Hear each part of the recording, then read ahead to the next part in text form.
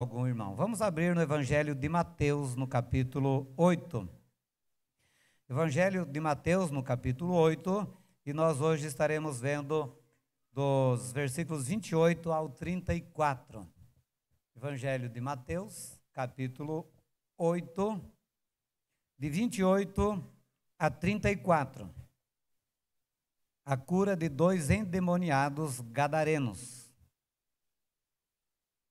Diz assim: tendo ele chegado à outra margem, à terra dos gadarenos, vieram-lhe ao encontro dois endemoniados, saindo dentre os sepulcros, a tal ponto furiosos que ninguém podia passar por aquele caminho.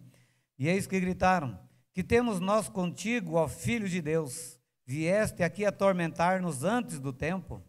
Ora, andava pastando, não longe deles, uma grande manada de porcos. Então os demônios lhe rogavam: se nos expeles, manda-nos para a manada de porcos. Pois ide, ordenou-lhe Jesus. E eles, saindo, passaram para os porcos. E eis que toda a manada se precipitou despenhadeiro abaixo, para dentro do mar, e nas águas pereceram.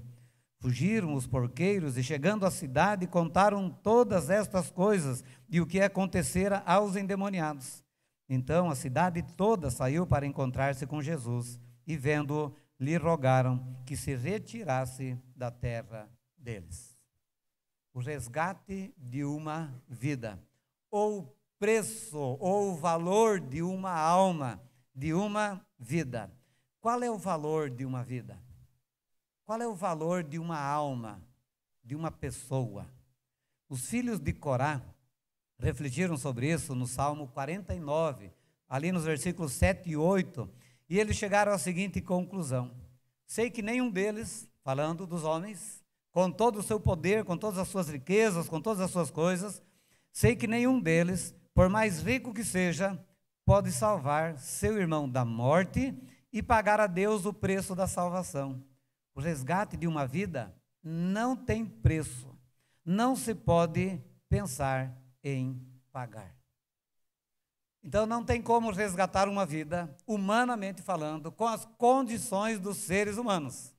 Há um único meio, um único caminho, uma única forma, por meio de Cristo Jesus. Vida por vida. E não é vida pecadora por pecador. É uma vida santa pelo pecador, porque senão não poderia libertar, resgatar o pecador. É um morto tentando ajudar outro morto. Então foi necessário o santo dar a vida no lugar do pecador para resgatar. Jesus deu a sua vida por mim. Ele deu a vida dele por você, individualmente, particularmente. Apesar de João, em 3,16, dizer que Deus amou o mundo de tal maneira que deu o seu Filho, apesar de Paulo dizer em Efésios 5,25, que Jesus a si mesmo se entregou pela igreja, o mesmo apóstolo Paulo, ele diz em Gálatas 2, versículo 20, a parte B, ele diz assim: Cristo me amou e a si mesmo se entregou por mim. Cristo não apenas me amou no meio do mundo, Cristo me amou particularmente e se entregou por mim, por você, particularmente. Ele deu a sua vida por nós. Ainda que fosse para salvar uma única vida, Jesus faria tudo o que foi, tudo o que fez para salvar. E esta vida poderia ser a sua ou a minha. E ele faria tudo o que ele fez para poder resgatar. Tamanho é o valor de uma vida.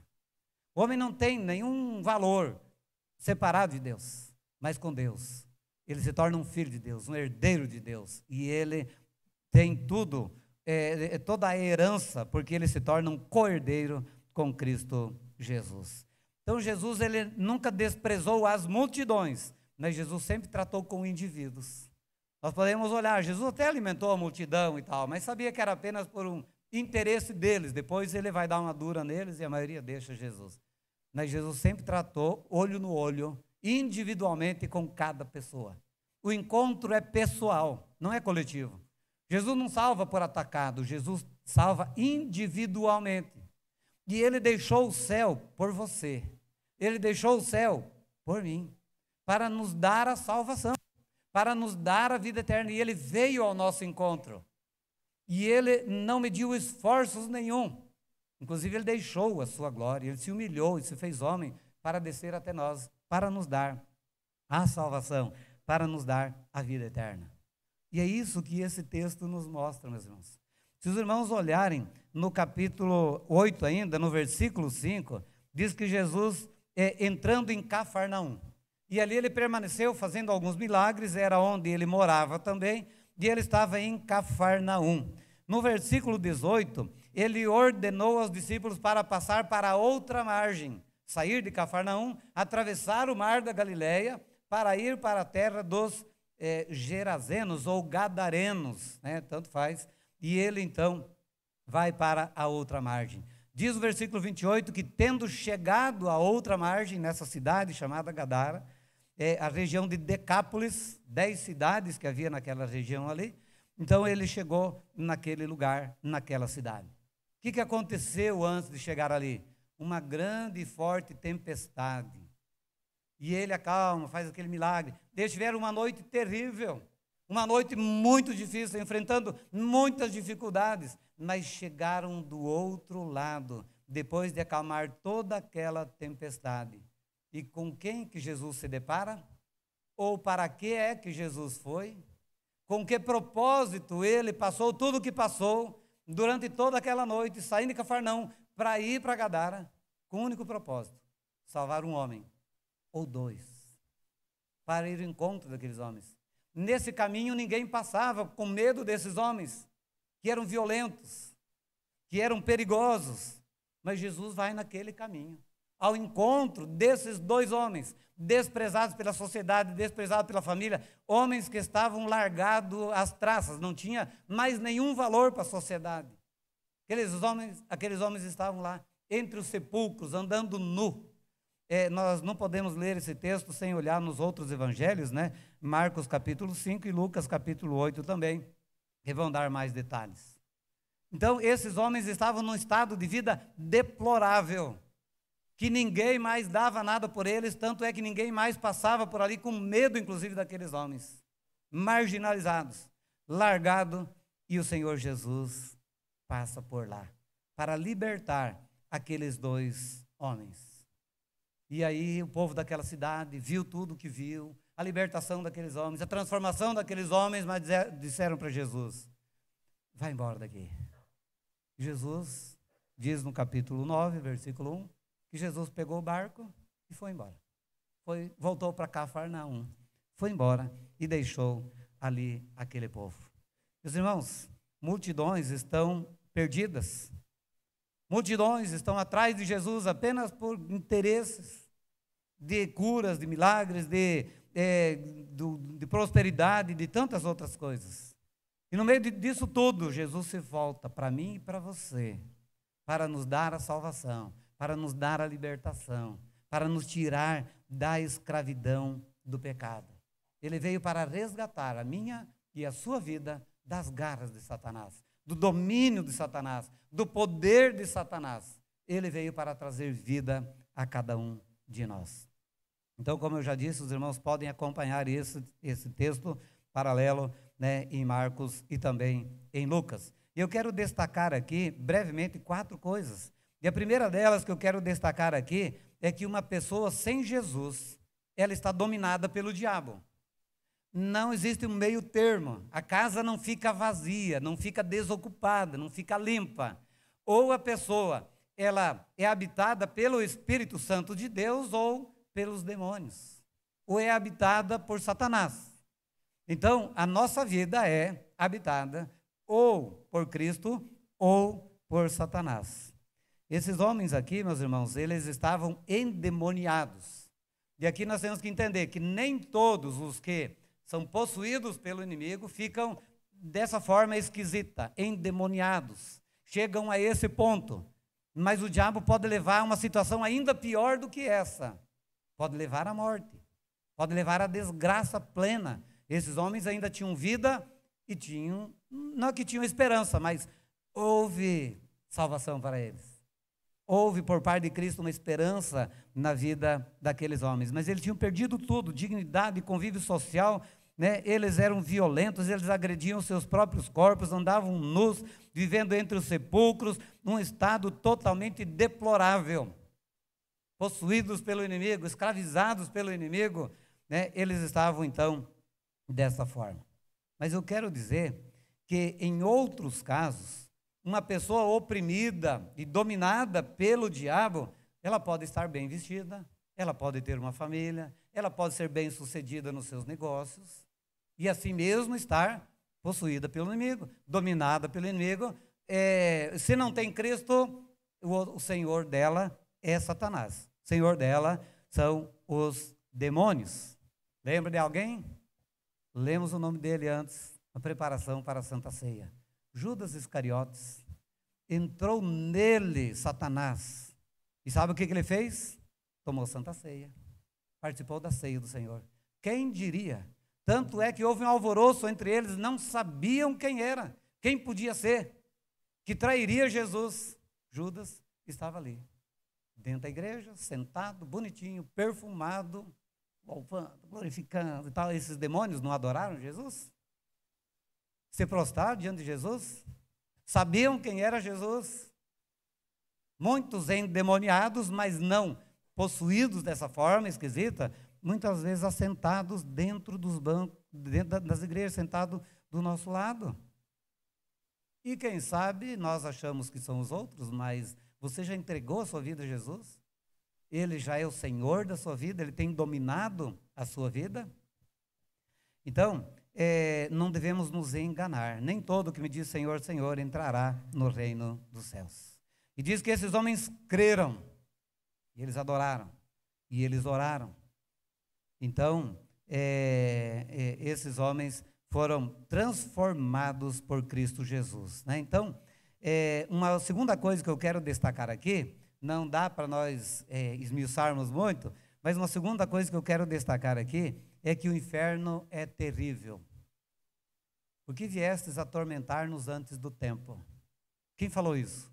Os demônios, pela boca daquele homem, ou daqueles homens. É que Marcos e Lucas falam de um homem, e Mateus fala de dois.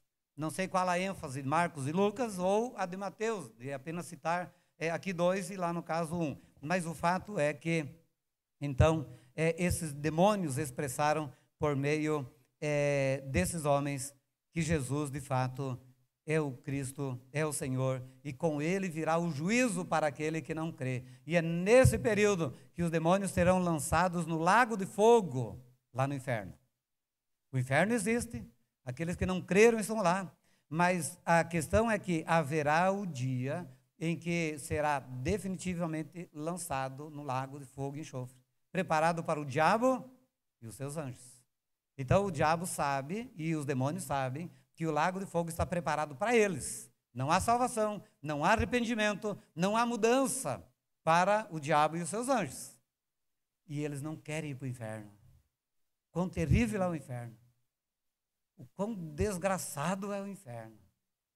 E eu fiquei pensando aqui, como que os demônios lutaram aqui para tentar adiar, e lutam ainda para adiar a segunda vinda de Jesus, porque eles não querem ir para o inferno, porque é um lugar terrível.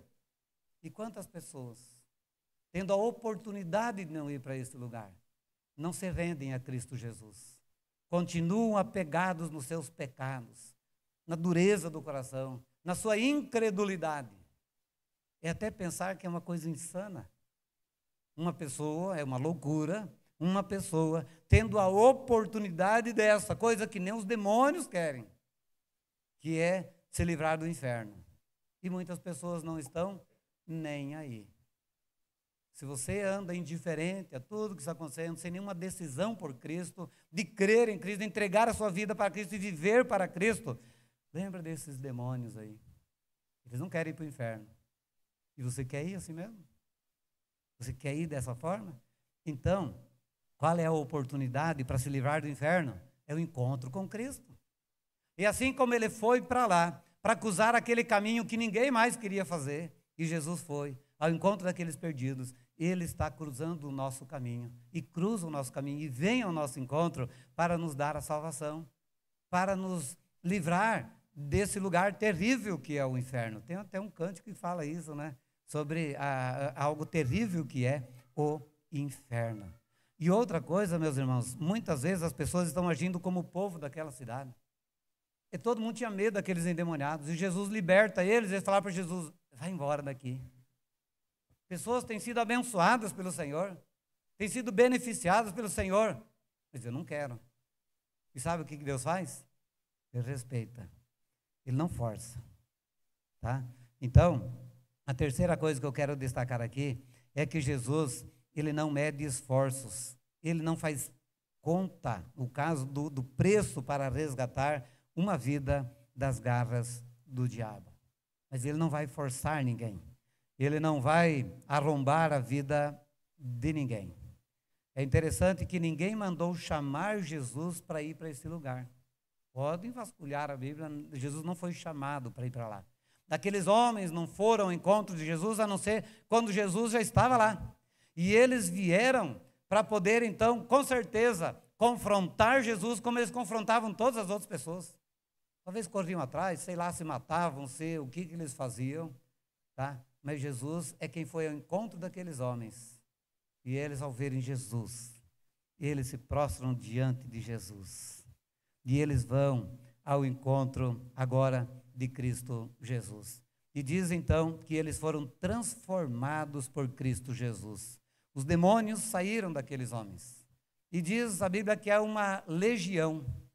E uma legião de soldados romanos era 6.000 soldados. Então, se ele fala em legião, provavelmente 6.000 demônios, 3.000 para cada um, ou 6.000 em cada um, não sei. Mas era muito demônio na vida daquele povo. E aí, então, eles pediram para Jesus, presta atenção nisso também. Eles pediram para Jesus, não nos lance fora do país. Lance-nos para aqueles porcos. E Jesus permitiu. Cerca de 2.000 porcos que estavam ali, e Jesus permitiu. E quando eles foram livres, então, desses demônios que passaram para aqueles porcos, aqueles homens se assentaram aos pés de Jesus. Quem é liberto por Jesus tem prazer de estar aos pés de Jesus. Querem ficar aos pés de Jesus, querem ouvir de Jesus, tem prazer no Senhor, na sua lei, meditar na palavra do Senhor. E eu não sei, né, os irmãos perceberam ali, mas diz que eles estavam vestidos, porque antes andavam nus. Aquele que se converte a Cristo muda até a forma de se vestir. Não anda mais escandalosamente, não anda mais sensualmente, não escandaliza mais através de suas vestes, porque agora ele é uma nova criatura. Ele não é mais escravo do diabo, da moda, das coisas profanas, mas agora ele é um servo de Cristo Jesus. E ele vai cuidar do templo do Espírito Santo. E ele vai agora viver de uma forma adequada e não mais dominado pelo espírito da luxúria. E ele diz que estava em perfeito juízo. Jesus liberta os encarcerados, né, de espíritos malignos, de mente atormentada. Esses homens andavam atormentados e Jesus transformou. Se tornaram lúcidos como qualquer um de nós. Uma vida totalmente restabelecida, restaurada. E é isso que Jesus faz na vida do pecador, independentemente do pecador, da situação que ele se encontra. Então Jesus, ele veio para libertar, para salvar, para dar vida e vida em abundância. Jesus veio para nos libertar do império das trevas, do domínio de Satanás, para nós vivermos agora no reino de Deus, para a glória de Deus e desfrutar das bênçãos que o Senhor tem para cada um de nós. O que você precisa fazer para experimentar a libertação em Cristo, por meio de Cristo, das garras do diabo, do domínio de Satanás, do domínio do pecado e ser salvo? Tão somente crer em Cristo Jesus, como seu substituto naquela cruz. Você não precisa, por isso, fazer uma penitência, pagar alguma coisa, fazer algumas caridades. Você não precisa ser legalista. Você precisa crer em Jesus. E todo aquele que crê será salvo. Quem não crê, ele já está condenado. Ele continua condenado. Agora, aquele que crê, ele é resgatado do império das trevas, do pecado e da morte, para obter a vida eterna em Cristo Jesus. Irmãos, o Senhor Jesus te amou e entregou a vida dele por você, particularmente. Ele entregou a vida dele por mim, para me resgatar dos meus pecados. Todo aquele sangue vertido na cruz foi para me libertar do inferno, que nem os demônios querem ir, e eu também não quero. Ele veio para nos dar a salvação. E a última coisa que eu quero destacar aqui é mais uma curiosidade, mas também dando a ênfase a uma missão. É curioso, se nós olharmos nesse texto aqui, que Jesus atendeu o pedido dos demônios. E os demônios pediram: não nos mande fora do país, mas mandem-nos para os porcos. E Jesus falou: pode ir. Não mandou embora. Permitiu eles entrar nos porcos. Aí o povo daquela cidade foi atendido por Jesus, falou: vai embora. E Jesus foi embora. Jesus atendeu o pedido daqueles incrédulos, aquele povo profano também. Isso é muito estranho, porque Jesus não atendeu o pedido desses homens gadarenos que se converteram, que creram em Jesus, que foram libertos por Cristo Jesus. E eles falaram: nós queremos ir contigo, fazer parte agora do grupo dos discípulos. E Jesus falou: não vão, não deixo, não vão. Mas vocês vão para a casa de vocês e vocês vão anunciar o Evangelho. Deu uma missão para aqueles homens. Muitas vezes nós temos pedidos egoístas, aprendemos hoje pela manhã nas orações egoístas, para esbanjar nos nossos prazeres, para não sei o quê, e aquela coisa toda, Maria vai com as outras, nós queremos te seguir, porque se o Senhor fez isso na nossa vida, não vai faltar pão, não vai faltar nada mais. E vai ser uma maravilha. Jesus falou: olha, todo aquele que quiser vir após mim tem que se negar e tem uma missão, e vai trabalhar. E Jesus mandou esses homens, então, ordenou para que eles fossem para a casa deles, para a cidade deles e para Decápolis, as 10 cidades. E eles se tornaram evangelistas naquela terra pagã, naquele povo que era inimigo dos judeus, estranho aos judeus, e eles então foram missionários aí. Deus não vai responder alguns pedidos, algumas orações nossas, mas Ele vai suprir todas as nossas necessidades. Pode ficar tranquilo, não faltou nada para aqueles homens lá. E Jesus nos dá uma missão também, individualmente. Se você foi liberto por Cristo Jesus, você tem que proclamar o nome desse Jesus para todos os que ainda estão perdidos.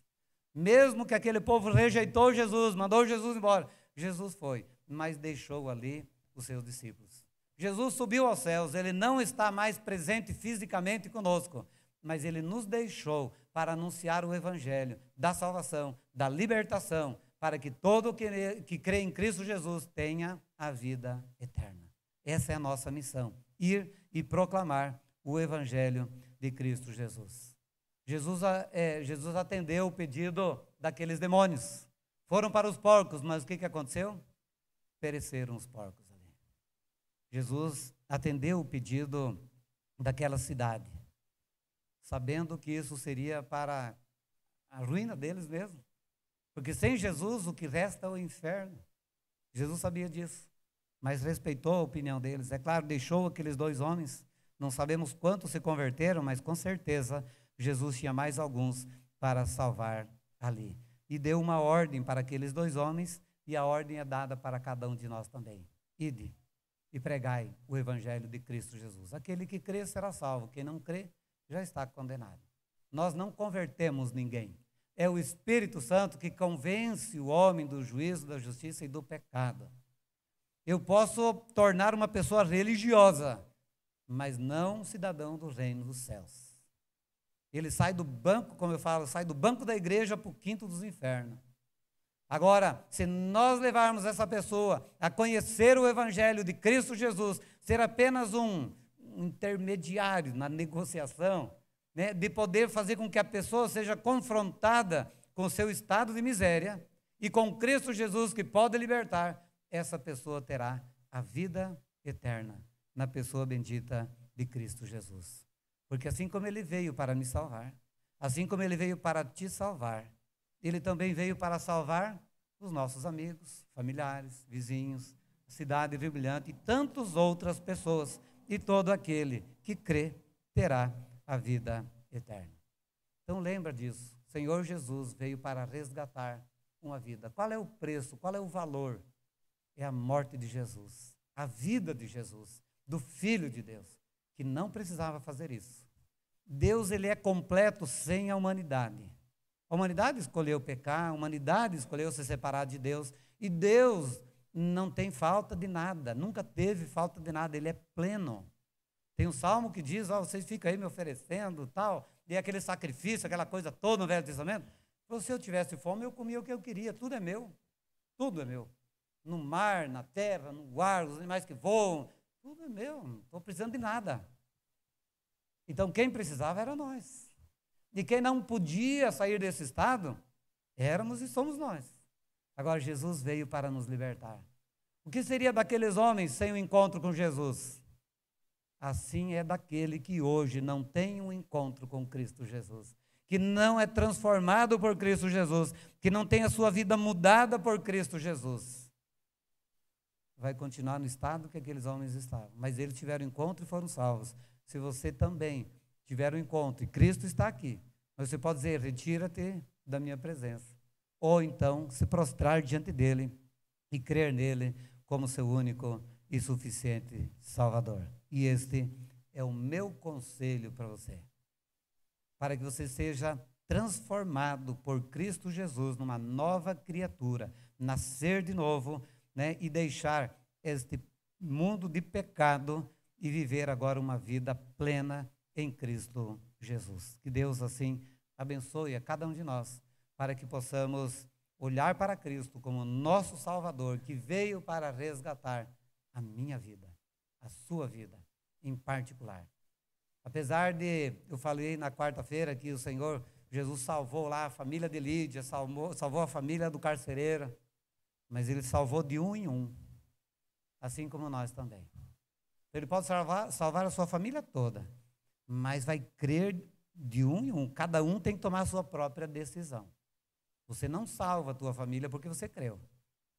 Eles podem ser salvos por teu intermédio, pelo teu testemunho, se eles crerem em Cristo Jesus. Que Deus assim nos abençoe, amém? Vamos ficar em pé, vamos orar, receber a bênção apostólica. Senhor nosso Deus, nós te agradecemos porque o Senhor nos amou de tal maneira que deu o seu Filho unigênito para salvar todo aquele que crê, pessoa a pessoa, indivíduo a indivíduo.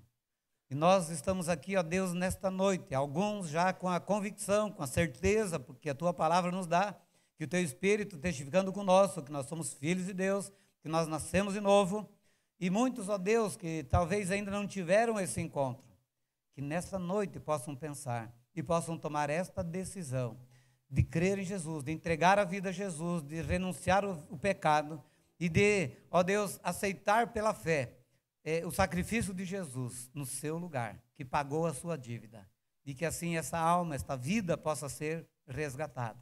Foi pago um alto preço, que a humanidade toda não poderia pagar, mas o Senhor Jesus pagou, inclusive se for para salvar a humanidade toda.